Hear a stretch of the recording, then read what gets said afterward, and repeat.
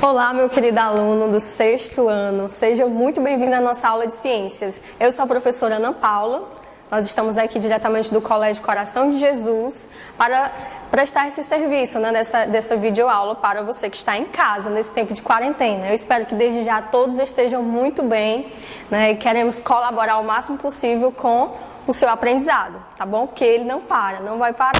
Está sendo um desafio para todos nós nesse tempo, mas todos nós com certeza sairemos beneficiados, beleza? Então agora a gente vai começar a dar algumas informaçõezinhas sobre esse tempo aí restante de quarentena. Nós, do Colégio Coração de Jesus, nós somos professores de ciências no Fundamental 2, eu, professora Ana Paula e o professor André. Logo, teremos algumas videoaulas em que eu estarei, gravando para vocês, mas revezando também com o professor André, tá? Isso nas turmas dos 6º e dos 7º, tudo bem? Então, para hoje nós vamos fazer uma revisão, da unidade 2, que a gente já tinha iniciado, sendo que a nossa primeira prova nós fizemos baseada apenas na unidade 1. Nessa unidade 2, nós já vamos estar nos preparando em vista da nossa próxima avaliação, se Deus quiser. Então, meus queridos, na unidade 2, nós trabalharemos materiais e suas transformações. Olha só. Então, nós havíamos já começado, falando um pouco sobre materiais sintéticos, o que são material sintético. Já tínhamos falado um pouco sobre esse tema 1. Então, nós vamos fazer essa breve revisão agora. Estão preparados? Eu espero que sim. Então,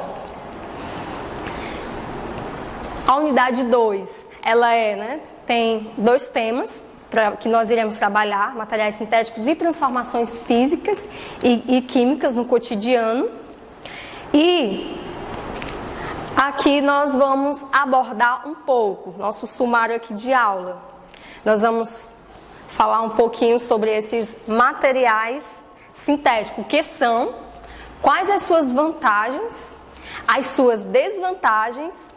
Vamos falar um pouco da importância da reciclagem, que está diretamente ligada à questão dos materiais sintéticos. Medicamentos sintéticos, que também são tipos de materiais sintéticos, certo? Então, nós temos aqui essa imagem. Essa imagem que tem aqui a representação de alguns exemplos de materiais sintéticos. Mas antes eu quero que você pense só ao seu redor. Olha aí à sua volta, dá uma olhadinha aí ao seu redor, vê aí a sua mesa, como é que tá. Quais os objetos que você normalmente manuseia, no seu cotidiano, seja lápis, seja a borracha que você usa, o seu material escolar, o seu estojo, sua pasta, seus materiais, seja calçados, acessórios, bolsas, cintos. Então, veja aí a infinidade de materiais sintéticos que você tem aí em casa. Com certeza você já viu, você já comprou, você com certeza conhece. Mas às vezes você não se ligava que isso é um material sintético. Mas antes, para a gente entender o que são materiais sintéticos, é preciso que a gente renove aí a nossa consciência, nosso entendimento do que são os materiais naturais. São aqueles materiais extraídos diretamente da natureza, que é o caso aqui do algodão, que vem lá do algodoeiro. O algodão é uma matéria-prima retirada diretamente da natureza, ele totalmente não tem nenhuma alteração, o homem não colocou a sua mão em nada ali para que ele exista, certo?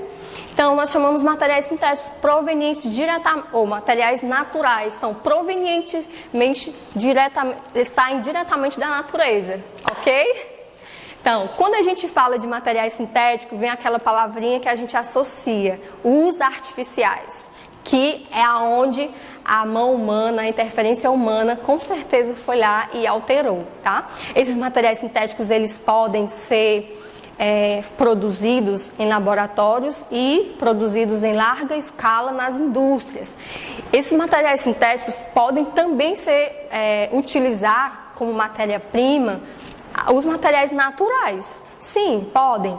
Uma vez que nos laboratórios e indústrias, eles vão sofrer alterações, eles vão sofrer transformações químicas, né? Que essas transformações químicas a gente já vai aprofundar um pouquinho no nosso próximo videoaula, beleza?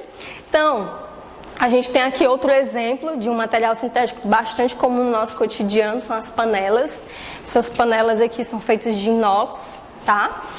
E esse vidro, essa embalagem aqui do Oakley, esse vidro, ele é de plástico. Então, o plástico, ele é um grande exemplo, assim, de material sintético que está presente no nosso cotidiano. Praticamente, né, assim, todas as embalagens, quase todas as embalagens são feitas de plástico. Estão praticamente, né, nas prateleiras, dominando ali as prateleiras de supermercado, do comércio em geral, ok?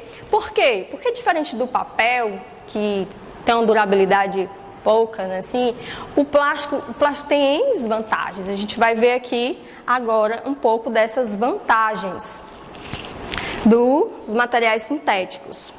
Quando a gente fala de plástico, por exemplo, a gente vê que o plástico, eles são materiais de um baixo custo, tá? Normalmente os materiais sintéticos, eles têm essa característica, eles apresentam um baixo custo comparado aos materiais naturais, certo? Então já é um ponto muito positivo. Os plásticos em si podem apresentar flexibilidade, transparência, impermeabilidade, onde líquidos não podem ali entrar ou sair dele, né, caso ele esteja dentro do recipiente, aquele líquido esteja dentro do recipiente. Então são embalagens que são muito úteis para o ser humano, ok? Então, quando a gente fala dos plásticos, a gente percebe, por exemplo, nas lojas de R$1,99, grande maioria daqueles produtos que estão ali são feitos de quê? De plástico. Esse plástico que tem a sua matéria-prima, né, o petróleo, que é uma fonte de energia não renovável. Esse petróleo, ele é refinado, esse processo de refinação vai produzir os plásticos. A gente sabe que existe vários tipos de plástico, a PET, existe nylon, existe o poliéster. Então, todos esses tipos de plásticos, a gente percebe que estão presentes no nosso cotidiano. Vejamos só um exemplo. O algodão, por ser um material natural, ele pode muito bem ser utilizado para produzir um material sintético. Como pego esse algodão, né, extraído dele ali, para a produção de tecido, mas esse tecido pode sofrer uma transformação química, onde ele vai precisar de tinta para o tingimento desse tecido, ele vai sofrer alterações na sua textura, tá? E daí serão produzidos tecidos que são sim considerados sintéticos. Só um exemplo. Quando a gente fala também de plástico, de materiais sintéticos, a gente fala das vantagens, porém, existe um lado negativo, tá? Então, a gente vai falar um pouquinho agora sobre as desvantagens dos materiais sintéticos, principalmente o grande vilão desses materiais sintéticos, que é o plástico. Isso. Então, quando a gente fala dessas desvantagens, a gente fala principalmente da questão do plástico ser altamente, demorar, né, bastante para se decompor. Porque a gente sabe que a decomposição é realizada por fungos, bactérias, e esses fungos e bactérias, eles não degradam, eles não fazem a decomposição de plásticos. O que acontece? O acúmulo de resíduos plásticos. Então, daí o surgimento de grandes lixões, né, que vão poluindo cada vez mais os nossos ambientes, tanto os ambientes terrestres como os marinhos, os oceanos. Posso mostrar aqui para vocês uma imagem que é um tanto lamentável, né, assim, de uma grande ilha, né, de lixo que se encontra no Pacífico. Imagine só, né, a dimensão dessa ilha é em torno de 3 vezes o estado da Bahia. Então, estima-se que lá tenha cerca de 87 mil toneladas de lixo. É muita coisa, né? Entre eles plásticos, brinquedos, redes de pescar, uma infinidade, né? Assim, garrafas principalmente, garrafas plásticas. E não para por aí, a gente vê que animais, né, animais marinhos são bastante assim prejudicados com relação a esses plásticos que são depositados, né, de forma errônea nos oceanos. Que a gente vê uma tartaruga, essa tartaruga marinha ainda pequena, ela foi presa por um plástico. Esse plástico comprometeu a formação do seu corpo, né? Então ela ficou com essa deformação aí bem no meio, né, do corpo. O que acontece, não só com ela, mas tantas espécies de baleia que quando são mortas assim, vão ver lá dentro delas uma grande quantidade de plásticos lá dentro dela. Então a gente percebe que também com o passar dos anos, esses plásticos, eles vão se decompondo, né, na natureza, demorando anos. Por exemplo, só um canudo de plástico, a gente percebe que ele demora em torno de 100 anos para se decompor. É uma fralda descartável, 500 anos, é muito tempo, né? Essas garrafas PET, em torno de até 400 anos. Então, quando ele começa a se decompor, vão surgir os microplásticos, que daí é um outro agravante. Porque os microplásticos são o quê? Não é um novo plástico, é exatamente os plásticos que estão fragmentados, em torno de 5 milímetros. Esses plásticos, esses microplásticos, podem ser sim, né, serem capturados, né, absorvidos pelos animais marinhos, né? Nós sabemos que existe a nossa cadeia alimentar, essa cadeia alimentar que o ser humano se alimenta dos animais marinhos, e esses animais marinhos podem estar contaminados de microplásticos, o que é muito sério, né? Então, já existem pesquisadores já encontraram esses microplásticos também nas amostras de sal, né? As amostras de sal em praticamente todo o mundo, né, encontraram a presença desses microplásticos. Aqui nessa segunda imagem a gente pode ver que o lixo eletrônico também, né? O lixo eletrônico, pesquisas mostram que o Brasil ele tem sido o maior da América Latina a produzir lixo eletrônico, né? E pouco ou nada tem se feito. É necessário assim, uma reflexão, é necessário políticas que se preocupem com isso. Então, o Brasil, a gente pode imaginar, mas quanto exatamente um brasileiro pode produzir de lixo por dia? Já existem pesquisas. Será que você sabe? Você que está em casa, será que você sabe quanto que você, de repente, elimina de resíduos, produz lixo por dia? Pois é. Eu sinto te informar, né? É uma notícia ruim para todos nós. Mas assim, no Brasil, brasileiro, nós produzimos, em média, 259 gramas de lixo. Ou seja, mais de 1 quilo de lixo por dia. A gente fazer a contagem vai dar um númerozinho bastante grande de lixo ao longo de uma vida, por exemplo, né? E aí a gente se pergunta, para as próximas gerações, eles vão encontrar grandes lixões, como é que vai ser, como é que vai estar a situação, a contaminação ainda vai estar bem maior, né? Então é algo que precisa ser muito bem refletido sobre nós. Passando para o nosso próximo slide. Aqui, meus queridos, a gente pode ver, mas o que é que pode ser feito? Pode sim, muita coisa pode ser feita, principalmente com relação à redução do consumo. Olha só, você chega lá no shopping, você chega lá no supermercado, você chega lá em algum ambiente comercial e você vê uma infinidade de opções, porque os materiais sintéticos eles têm isso também, eles trazem muitas opções, né, para nós consumidores. Aí a gente não quer só aquele modelinho, a gente quer aquele outro modelo, tudo. Então isso vai nos tornando consumidores inconscientes. Aí a gente vai acumulando.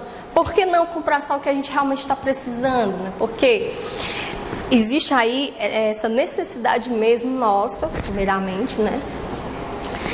Dessa redução do consumo. Né? Isso facilita muito e é necessário, é urgente. Outra forma assim, que nós podemos fazer para ajudar o nosso planeta é a reciclagem. Né? A reciclagem assim, é uma grande sabedoria, né, também para amenizar toda essa situação.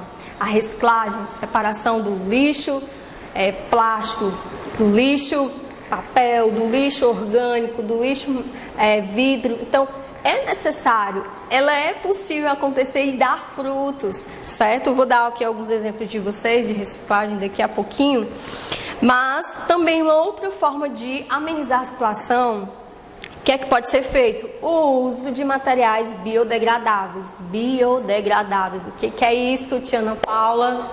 Biodegradáveis, trata-se de materiais que é um tipo de plástico, porém ele é degradado em um tempo bem menor do que o plástico normal, tá? Então, ele não vai agredir o meio ambiente, assim, vai acumular esses resíduos a longo prazo, como o plástico normal, certo?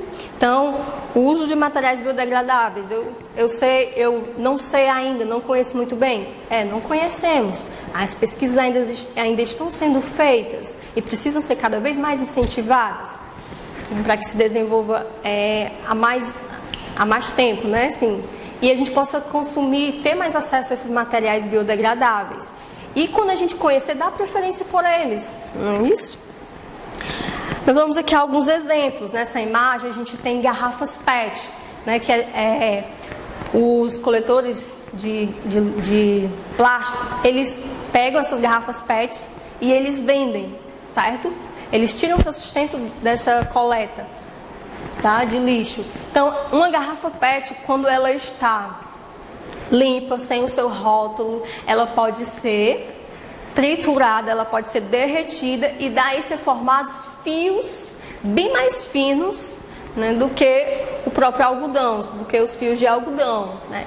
Esses fios, eles são unidos a fios de algodão, tá? E vão formar um tecido e posteriormente vão dar origem, vão ser produzidos a partir deles camisas, certo? Então, a aplicação dessas garrafas PET para a fabricação de tecidos, né, de camisas, é um exemplo que dá certo, a reciclagem dá certo.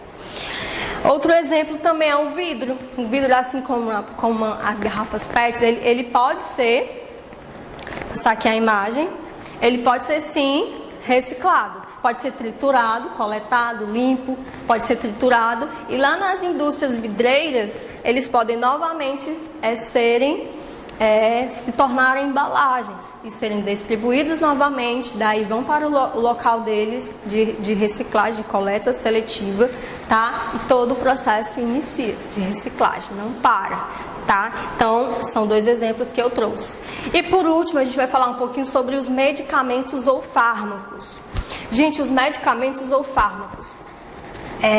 Quem aqui, muitas vezes, já não se perguntou o que é que seria da minha vida sem um medicamento assim que eu pego ali na bolsa, que eu sempre tenho um fácil acesso. Os medicamentos, infelizmente, ele também tem as suas desvantagens, mas tem suas vantagens. Vamos começar falando das vantagens. Os medicamentos, eles auxiliaram bastante no aumento da estimativa de vida do ser humano, né? Então, com o surgimento dos antibióticos, por exemplo, lá na década de 30, o surgimento dos antibióticos aumentou para 51, né, a estimativa de 51 anos, a estimativa de vida do ser humano. O surgimento das vacinas também, o surgimento das tecnologias para transplantes de órgãos, aumentou a estimativa do ser humano para 62 anos. O sequenciamento do genoma humano, que favoreceu muito a genética, né, os conhecimentos de genética, aumentou a estimativa do ser humano para 75 anos. E a tendência é que essa estimativa continue aumentando para os próximos anos. Com o quê? Através de quê? Através do desenvolvimento das tecnologias da medicina, certo? Então, além também dos medicamentos, eles são úteis para quê? Combater as inflamações, infecções, doenças em gerais, febres, enfim, dores, daí os analgésicos. Mas tem aí o seu lado negativo, as suas desvantagens. A gente precisa estar muito atentos mesmo. A gente sabe que esses medicamentos ou fármacos, eles são produzidos em laboratórios? Sim, são produzidos em laboratórios, né? Eles são testados nas cobaias? Sim, são testados em cobaias, porque não basta apenas saber que eles são bons para determinado tipo de doença. É necessário saber os seus efeitos colaterais. Daí a necessidade de serem, né, testados em cobaias, que podem ser os camundongos, podem ser coelhos, podem ser outros tipos de animais. Tudo bem? Então, um agravante, um ponto negativo, é que muitas das vezes as pessoas elas não tomam consciência desses efeitos colaterais. Aí ficam se automedicando. Ah, senti uma dor de garganta, eu sei, ali uma minha amiga me informou, aquele remédio deu certo para ela, então vai dar certo para mim. De repente você pode ter até uma alergia àquele tipo de medicamento, componente ali, aquele material que tem ali dentro daquele remédio. Você nem sabe, você se automedicou, aí você pegou o remédio, aí tomou ali, a dor de garganta aliviou, aí você parou. Só que aí você interrompe algo, e aí depois essas bactérias que causaram a inflamação da sua garganta, elas retomam, ainda mais resistente, elas adquirem uma resistência. E essa resistência vai exigir que você depois vá tomar mais antibióticos em uma dosagem maior e os efeitos colaterais sejam também maiores. Não é um agravante? Com certeza. Então, a recomendação é sempre que medicamento se usa com a prescrição médica, né, obedecendo os horários prescritos, obedecendo ali a quantidade, né, devida. O que acontece muito, principalmente na América do Norte, né, é a automedicação com relação a entorpecentes. Aí o que acontece? As pessoas elas vão se tornando dependentes de remédios. Dependentes, sim. Sim, porque elas vão se habituando a isso, se automedicando, e a tendência é que a pessoa se torne dependente. Tá, ok? Então, aqui é uma imagem, quero mostrar para vocês ainda em um laboratório. Testes de antibiótico, como que é feito? Esses testes de antibiótico, eles são feitos nessas placas aqui, tá? Essas placas, essas manchinhas brancas aqui é a presença dos antibióticos, certo? Ele tem um meio de cultura nessas placas. Nesse meio de cultura são colocados bactérias, micro-organismos, certo? E a ideia é para ver se, com a presença desses antibióticos, vai se proliferar as bactérias ou não. Nesse caso aqui a gente percebe, ó, que ao redor dos pontinhos brancos não tem a presença de bactérias, ou seja, o antibiótico funcionou, né? Ele foi positivo, né? Ele realmente serviu para combater as bactérias aqui dessa placa. Na segunda imagem a gente vê que ao redor desses pontinhos brancos cresceu, né? Então não inibiu, o antibiótico não foi eficiente, ele não conseguiu inibir a proliferação, tá? O desenvolvimento dessas bactérias. Então, esses testes são feitos em laboratórios, quis demonstrar isso para vocês, e a gente fica por aqui, meu querido. Eu espero que você tenha conseguido entender um pouquinho, né, dessa nossa aula, um pouco mais. Tá? Eu quis aprofundar um pouco mais esse tema, principalmente a parte dos medicamentos, são materiais sintéticos. E aqui fica a nossa aula, a nossa atividade, porque essa é a parte boa. Agora é você quem trabalha, tá? Você vai trabalhar, exercitar os seus conhecimentos. E essa atividade é na página 22 da unidade 2. Só a página 22, tá? E eu encerro ainda com essa frase. Eu sei que para além das nuvens o sol não deixou de brilhar, só porque a terra escureceu. Essa frase ela fala de esperança. E esse é um tempo que a gente precisa sim alimentar cada dia a nossa esperança, certo? Mesmo que em meio, né, à noite, né, assim, à escuridão, eu sei que o sol não deixou de brilhar. A esperança ela não pode morrer, né? Não podemos esquecer disso. Deus abençoe. Bons estudos para vocês. Estamos aqui, certo?